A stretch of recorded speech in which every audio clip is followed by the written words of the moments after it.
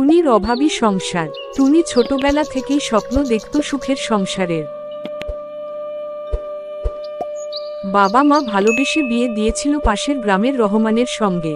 প্রথম সবকিছু ঠিকঠাকই চলছিল, কিন্তু 1 বছর না যেতেই বোঝা গেল রহমানের আয় রোজগার নেই বললেই চলে। দিনমজুরের কাজ করে কোনোমতে সংসার চলে, তাও সবসময় কাজ থাকে না। এরপর একে একে 2 সন্তান হলো, রিফাত আর সুমি। তাদের মুখের দিকে তাকিয়ে টুনির বুক কেঁপে ওঠে।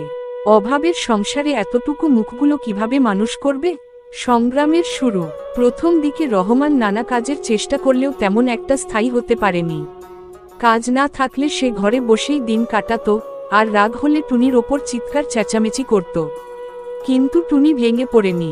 ছোটবেলা থেকে সে শিখেছে, কাঁদলে কেউ এসে ভাত বেড়ে দেয় না, সংগ্রাম করলেই বাঁচা যায়।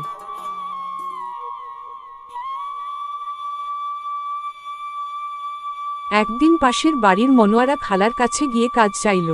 খালা বলল, আমার বাসায় এসে কাপড় কাচিস, বাসন মাজিস, আমি তোকে কিছু টাকা দেব। টুনি রাজি হয়ে গেল। সকাল হলে বাচ্চাদের ঘুম পাড়িয়ে কাজে চলে যেত। বাসা বাড়ির কাজ করে কিছু টাকা পেত, তাতেই কোনোমতে সংসার চলত। কিন্তু এতে কি আর পর্যাপ্ত হয়? অভাবের সাথে লড়াই।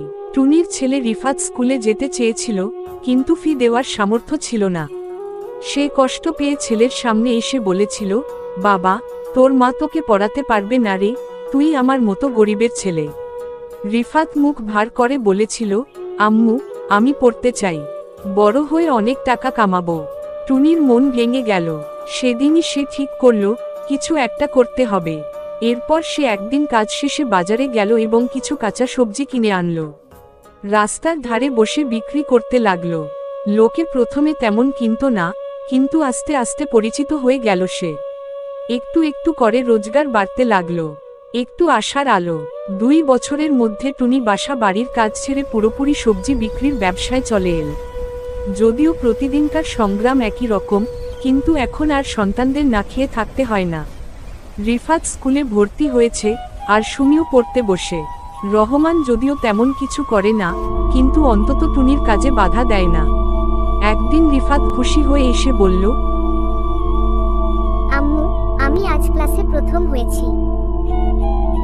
টুনি চোখের জল আটকাতে পারল না। ও জানে, সংগ্রাম এখানেই শেষ নয়, কিন্তু এই ছোট ছোট সাফল্যই তাকে সামনে এগিয়ে নিয়ে যায়।